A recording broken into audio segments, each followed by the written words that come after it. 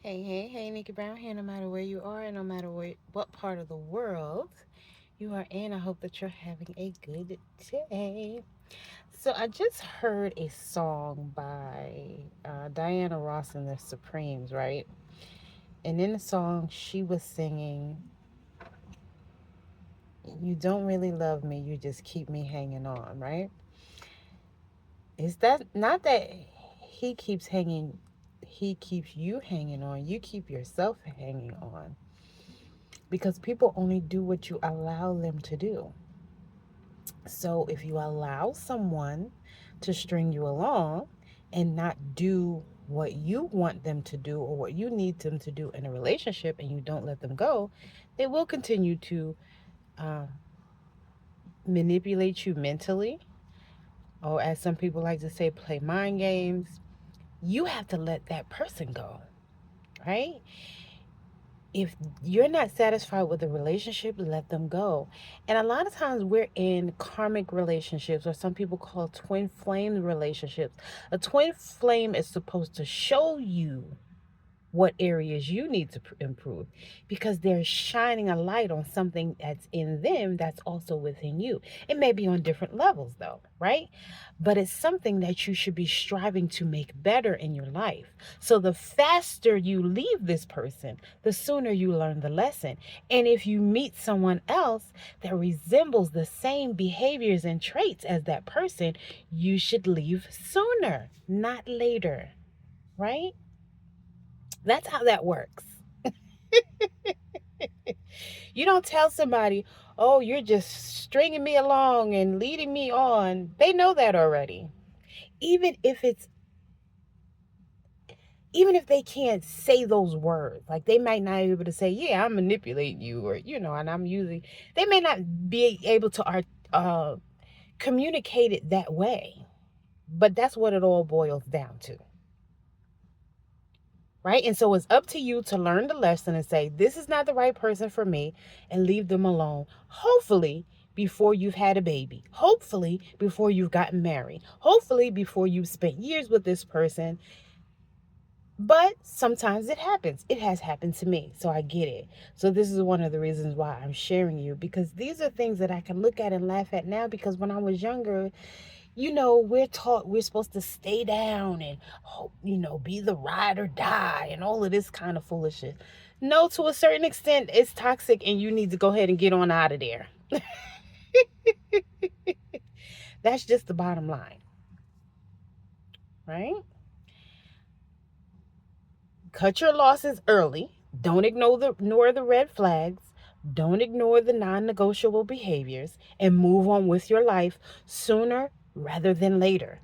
And again, the faster you've learned that lesson, the sooner you can move on with your life and willfully be with the person that you are meant to be with, that you are ordained to be with. As always, love y'all. I just wanted to share that because that came to my mind when I was listening to that song. Because again, we've heard so many different songs growing up, all this heartbreak. That is depressing, and that is not how we should do things. Right? We're just making ourselves suffer. We're just making ourselves miserable and saying, oh, why did you do this? Why did you do that? And why didn't you say this? And why didn't you say that? And you need to do this and you need to do. People do what they want to do. And if they don't want to do it, they won't do it. And by you saying it repeatedly, they're not just going to manipulate you even more and say that you're nagging them. You're being a pain, right? That these tactics don't work all the time. And even if it works in that moment, they may be doing it temporarily so they don't have to hear your mouth anymore. You don't want somebody to do something for you because they don't want to hear your mouth anymore.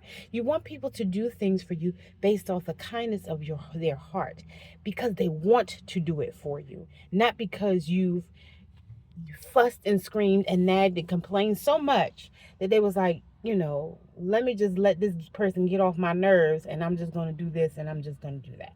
Right? That's not what we want. And maybe some people do want that, because some people are okay with it. And if you're okay with it, that's fine. But really, we shouldn't be with somebody we have to force to do anything for us. Again, it should be voluntary. It should be something that they want to do, because if somebody really wants you, usually they will voluntarily do things for you because they just want you, and you don't have to nag or complain or beg and whine and keep saying it over and over again and all of the things, right?